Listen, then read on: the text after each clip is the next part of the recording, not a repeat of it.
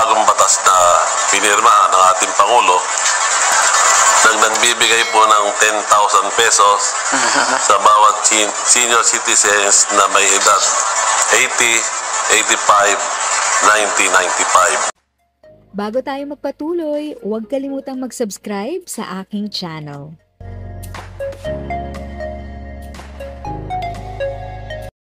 Thank you sa pag-click ng aking video. Good day po sa lahat ng mga nanonood. Sa mga bagong viewers at napadaan lang, by the way, I'm Tita Eda. Welcome to my channel. Ang channel na maghahatid sa iyo ng dagdag kaalaman tungkol sa government services, bagong mga balita at informative videos na galing sa legit na resources. Mag-subscribe na para updated ka.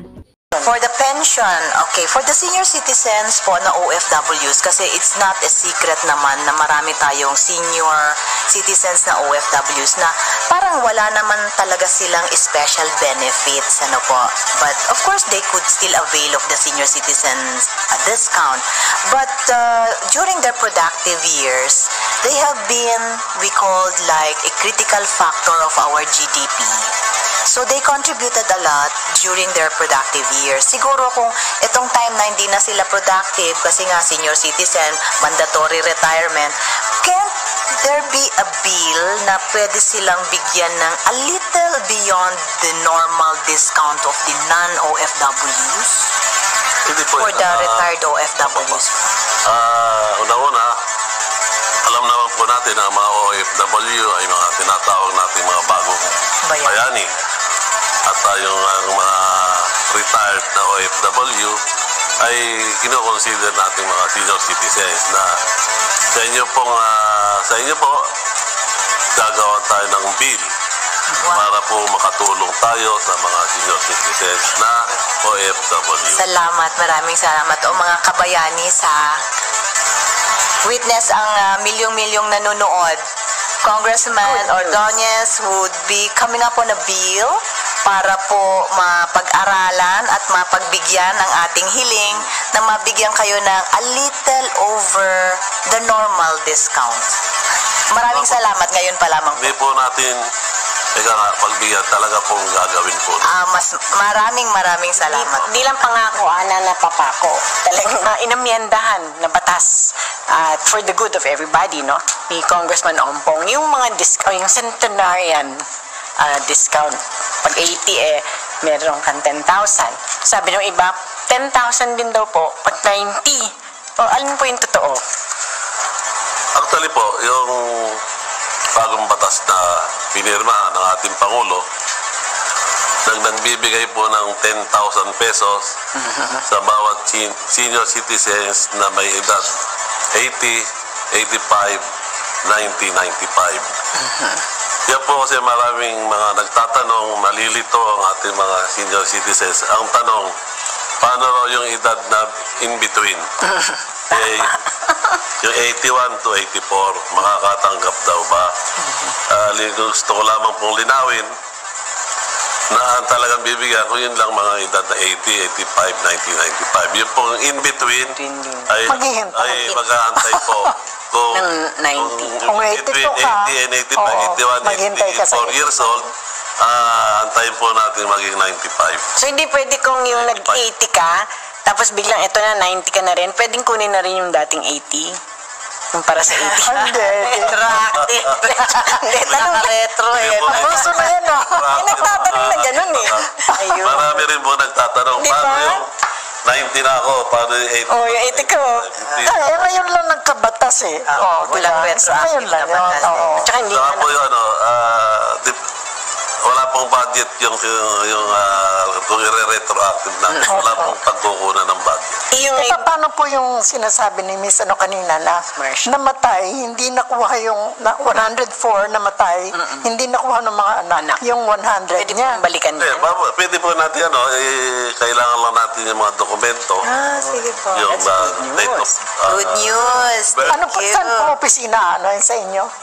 DSWD. DSWD. Pero tutulungan ko po kayo. Sige po, sige. I lost my... Yung Death certificate. Tapos, siguro, yung immediate family. Kasi doon po ibibigay yung Yung regalo.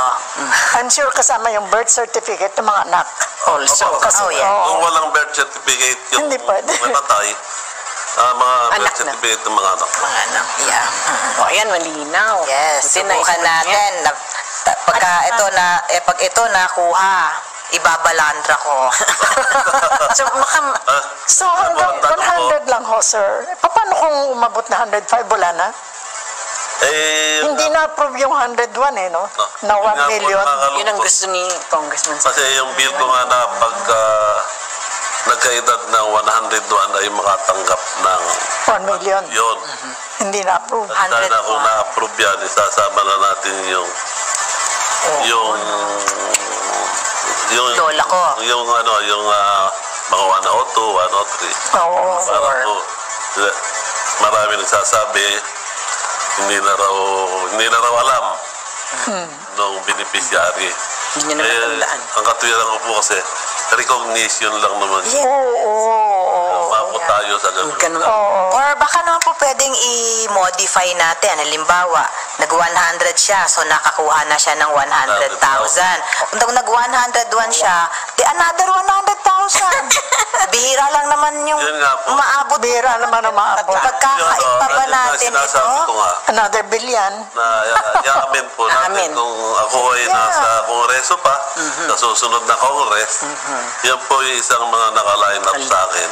Bobotohin pa rin po kayo ng mga senior citizens. Pauupuin pa rin po kayo ng mga senior citizens para po matuloy itong 101 pangako. will have 3, 4. hanggang every time you have your Sino kayo? birthday na sobra ka na sa 100,000 ng 100,000. Tama. Hindi naman, Bihirang-bihira wala naman sigurong 50 katao yung ganyan. Ano? Wala ko Sabihin natin na yung data po ng PSA, DSWD, nasa 300 yung 100 years old, yung 101. At this year po, Opo. Yung magkano lang yun, 300 million lamang. Hindi po tayo napagbigyan. Oh, that's peanuts. ibaba na lang po natin sa 100,000. Konti lang palang senior citizen sa atin, 2.3 million lang. Out of the 100. Yung Of registered. the 120, natin, population. Baka yan po yung registered Di po, yung lang. registrado point lang. na sinasabi, sa ano po yun? Registered. Registered. Sa Ito, pension. 2.3 million seniors and 670 registered Actually po, beneficiaries. itong data na to, parang Kulang. 2,000, hindi po update. Hindi accurate. Updated. Luma na, no? Dumami ba o kumonte? Dumami. Baka man namatay nung COVID. Dumami po.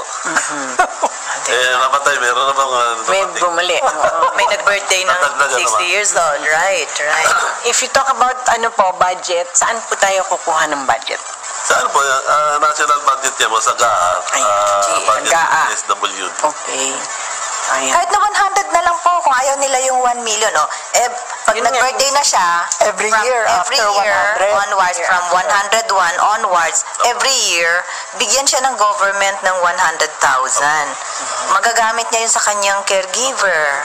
Mga gamot. At saka, Biling gamot. iba yung feeling nung, kasi na-notice ko po, na-notice ko kapag medyo talagang natanda na, parang very insecure sila pag wala silang hawak na money. Actually po itong 18 years old, ang dami pong natutuwa. Yes. Yeah. Na breakdown. My mom Hindi is mo na kailangan happy. antayin na maging... My mom is 88. Our Sabi original, niya, ay, makakatanggap na ako. original proposal po namin is 70 years old. 70. Medyo malakas pa po sa Pinoy ang 70 years Oo old. nga po, pero kaya pa. pinag-uusapan po ron yung benepisyong Ma-enjoy nila. Yeah. Napakalaki buhay naman pa. ang contribution natin Yes sa po, ating yes bansa. po, yes. Right. Totoo po yan, At totoo. isa sa mga talagang natutuwa, si Mr. Reza Tunay. Malapit na siya mag-80. Sabi ko, At may batas na. At may batas na, diba? by the time. Approve na. Oo. Sabi niya, next year pa daw implement. Ang paano? IRR. Parang Abol. sila po ay mag-80. November. Kaya po, po yun. Papaabutin Kasi hindi po kasi naman, within 1 year If sa tingin mo, natulungan ka ng video ko na ito, nakasave ka sa oras mo, you can click yung thanks button at any amount ay malaking help sa pag-grow ng channel ko. Yun lang po muna ang aking update. Sana ay nakatulong na dagdag kaalaman ang aking shinare today. Ang goal ng aking channel ay mag-create ng awareness. Kung ganitong mga topic ang gusto mo, panoorin mo ang mga videos ko na ito.